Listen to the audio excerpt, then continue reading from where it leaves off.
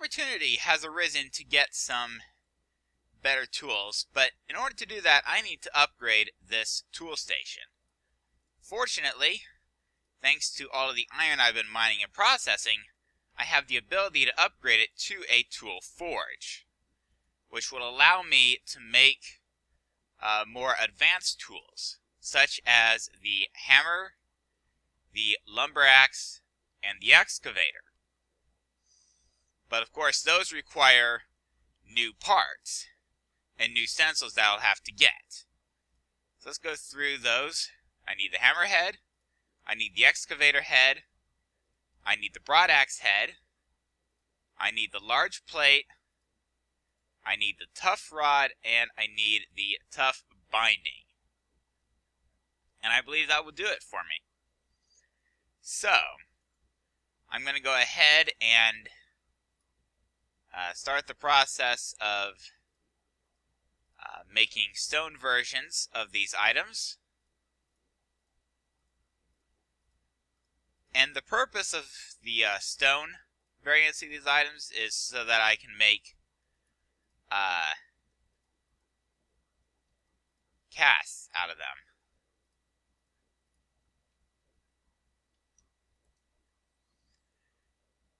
And for my convenience, I've gone ahead and placed some aluminium brass and some iron in the smeltery, with the aluminium brass at the bottom. So I'm going to go ahead and do these one by one.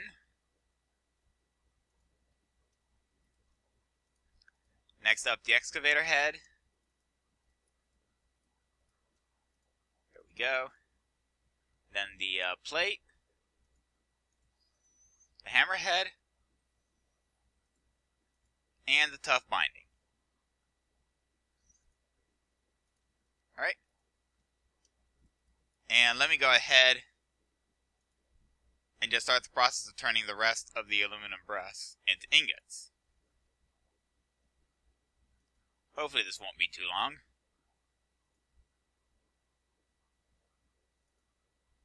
It's 5, 6, 7, 8, 9,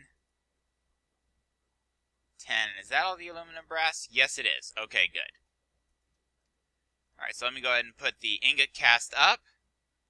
And now I want to do a quick check to make sure that I have what I need. So the hammer requires one hammerhead, 2 plates, and a rod. And then the excavator and lumber axe require their respective heads, 1 plate, 1 binding, 1 rod. So that's 2 plates, 2 bindings, 3 rods? No, 4 plates, 2 bindings, 3 rods. Let's go ahead and start with the bindings. I need 2 of these. And I'll just make all of these out of iron, just because that's what I've put in the smeltery. So 2 of the bindings, then 3 rods,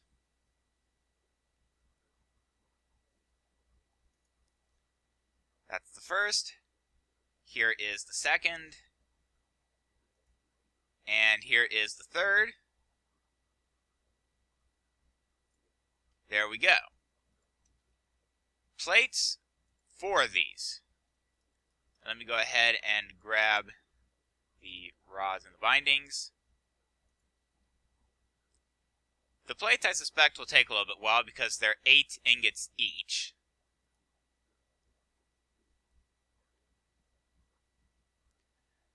And coming up will be number 2 fairly shortly. Now for number 3. Once that gets completely poured out. There's probably a faster way to get metal out of the smeltery that I might be able to use at a later stage, but I think this is the best I could do at the moment. At any rate, this is number 4. which is the last of what I'll need. There we go.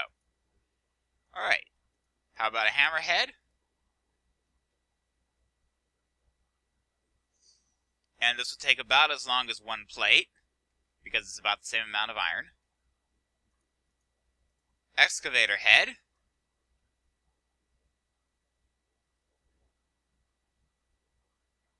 Give it a few seconds. And now the pore's done. There we go. And finally, the broadaxe head.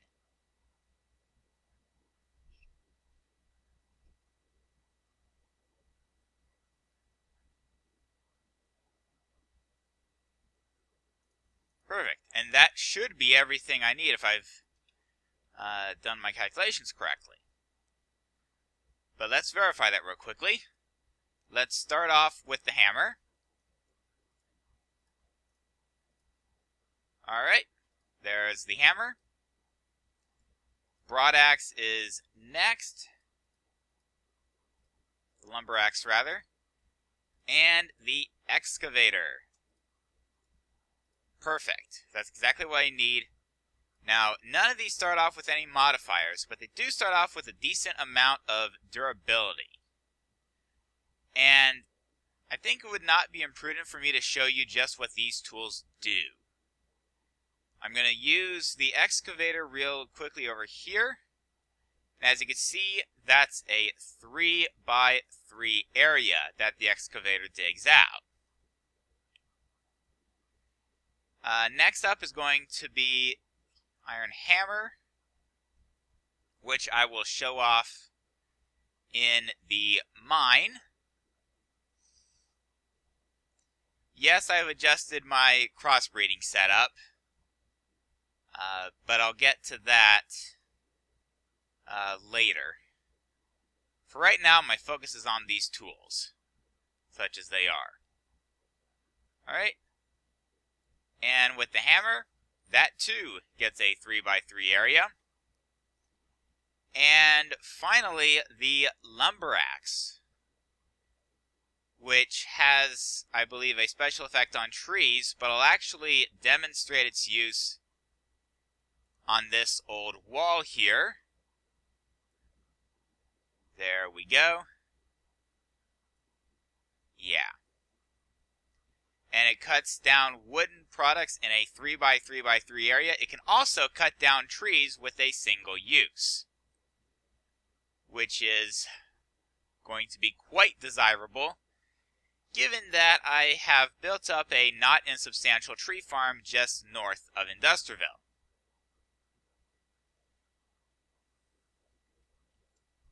There is, however, one other tool that I need to make at this point.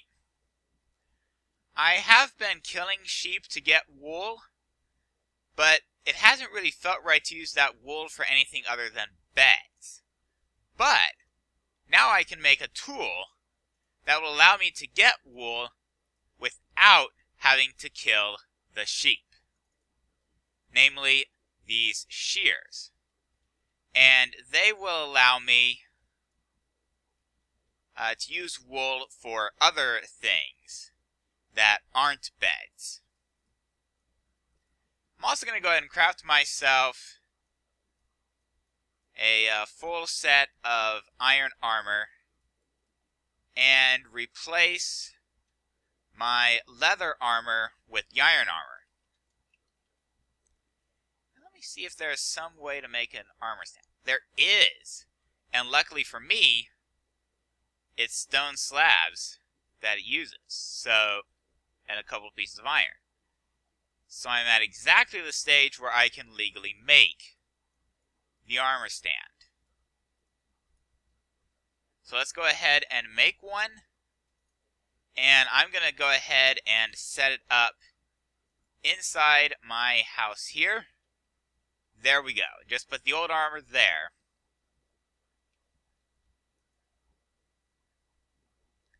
And there we have it. That is my tools and armor sorted out for this stage. At least as far as I can tell at this point. If I feel like I need additional tools or armor, I can make those at a later time. But for right now, my next priority is actually going to be over here. Because as you can see, my to-do board is a little bit crowded. Or at least it was a little bit crowded. Funny, I didn't list better tools as something to be done. I did, however, list expanded project board, which is what I'm going to be working on right now. And I've gone ahead and set up a place over here for the project board. There we go. So now I'm going to go ahead. And the difference is that I've basically got 3 sides. And it's raining. And actually, I can approve of this rain for the simple reason that this rain, will fill up these water tanks, which should allow these sprinklers to actually start running. I hope. Maybe it has to build up a bit more? I don't know exactly. We will see what's going on up here. That's actually a bit disconcerting. It's not really doing much, is it? Yeah. That is a little bit curious, I have to say. Well, with any luck, the rain will fill these up enough for the sprinklers to actually start operating. But in the meantime, let me go ahead and continue work on this new project board. All right, and let's go up here like so. And this is a 3 high at this point.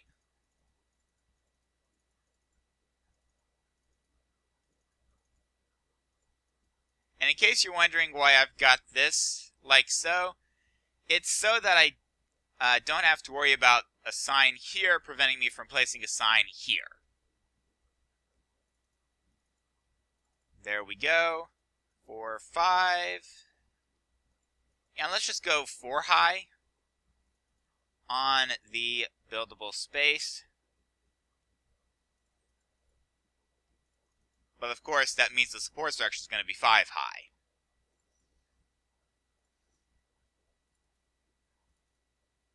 There we go. And now I want to lay out, actually, I think with these 2, I just want to go ahead and place those horizontally like so. Excellent. And finally,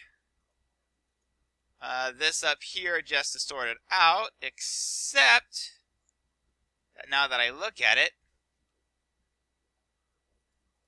I could definitely use some slabs up there. I've been sprinting quite a bit, which is not good for my food supplies. Maybe I should use cobblestone slabs for this. But there is something good that I've discovered. Actually, 2 things that are good. The first is that I can use this mortar and pestle on potatoes, and that makes flour just as well as wheat does. So that allows me a fair bit of flour. The other thing I've discovered that is to my advantage is that if I take a bucket of water and put it in the crafting table, I get 4 of the fresh water. And I can use 1 fresh water to make 1 piece of dough. Now, I forgot to grab the cobblestone slabs, didn't I? Yes, I did. Let's rectify that real quick. There we go. Now make my way up to the top here. And I'm only going to cover the support structure. I'm going to leave the interior open just to be a little bit on the airy side. I don't want or need to close this in. Hold on a minute. Let me get rid of that top ladder first, and then I can get rid of the rest of the ladders. Alright, and now let me adjust the lighting real quickly here. Actually, now that I look at it, what I could do is, on top of having slabs above, use slabs to give myself a way up here. Yeah. Go ahead and set up torches there. And then along the back side here.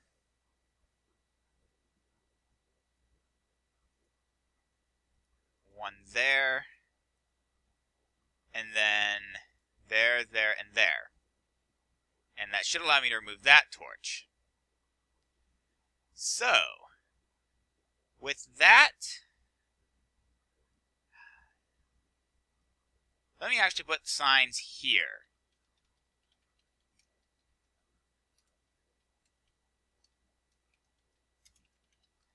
Industriville to-do list, and follow suit on the other side. And there we go. Alright. Now we'll see what's going on. Alright, that is promising. We are actually getting some sprinkler operation here. What's interesting is that we're not getting sprinkler operation anywhere else.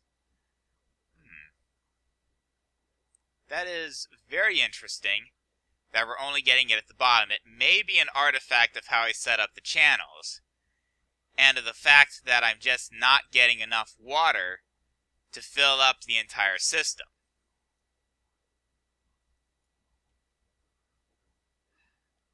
That said, while I do have the new to-do board, I'm going to continue to use this current to-do board until the end of this stage.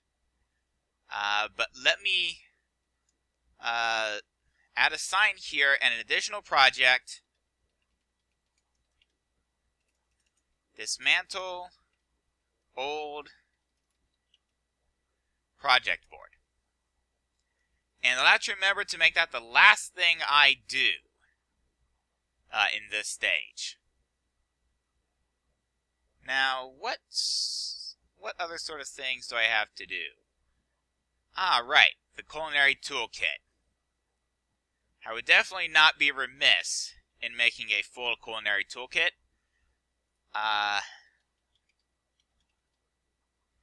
As you can see, I've already got the mixing bowl and the mortar and pestle, but those aren't the only tools that I need.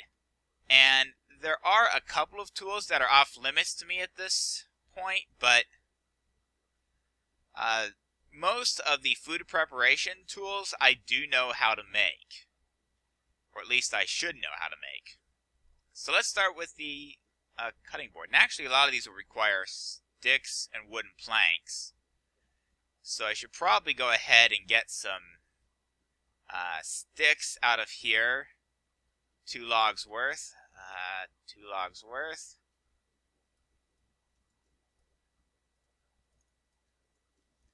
And actually, yeah, let's just go ahead and grab the planks that I've already crafted earlier as opposed to crafting new ones. And then most of the rest of the toolkit can be made with iron. So let's begin with the cutting board. That's pretty straightforward. It's iron, stick. If I just do that, I get an iron trowel. But I want to add the wooden plank to get the cutting board. Next up is the pot. So it's a stick and 4 iron. Skillet, stick in the lower left, and 4 iron. Saucepan, 1 stick, 1 iron.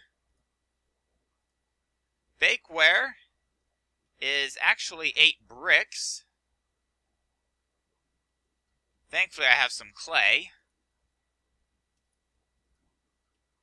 What I don't seem to have at the moment is a clean furnace that I can use. But let's set the bakeware aside. I've already got the mortar and pestle and the mixing bowl. The juicer requires a pressure plate and some stone. So let's start off by making the pressure plate. Add the stone.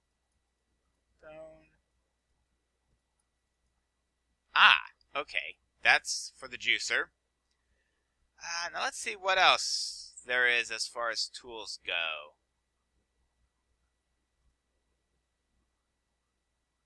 Actually, the oven wouldn't be a bad one. We'll see what it's used for, but don't I have iron bar in my miscellaneous chest? Yes. I've also got the 8 cobblestone that I need to make the furnace. Combine it with the iron. And there's an oven. As soon as I figure out what it's good for. Let's see. What else is there in terms of tools? Oh, it looks like that's the entire toolkit. Almost the entire toolkit, except for the one last item, the bakeware. And let me go ahead and put the bread back in there. I've been preparing some more bread for conversion into toast, because I've been going through toast quite rapidly of late. Mostly because I've been sprinting quite a bit more than I arguably should. But let's go ahead and put the rest of the toolkit in that chest. And while I would not be remiss in making a second copy of that toolkit for somewhere else, I'll cross that bridge when that time comes. Didn't want to put the excavator in there. So you get the pickaxe out. And I'm actually going to go ahead and place the oven inside the royal palace.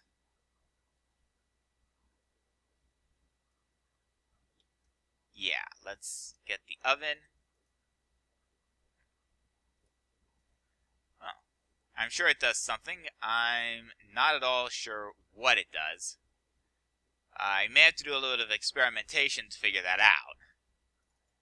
But let's go ahead and clean up my inventory. Iron goes there, signs go there. Yeah, we're pretty well cleaned up at this point. And now I just need to note that the culinary toolkit is done. And I don't need to do anything more with that.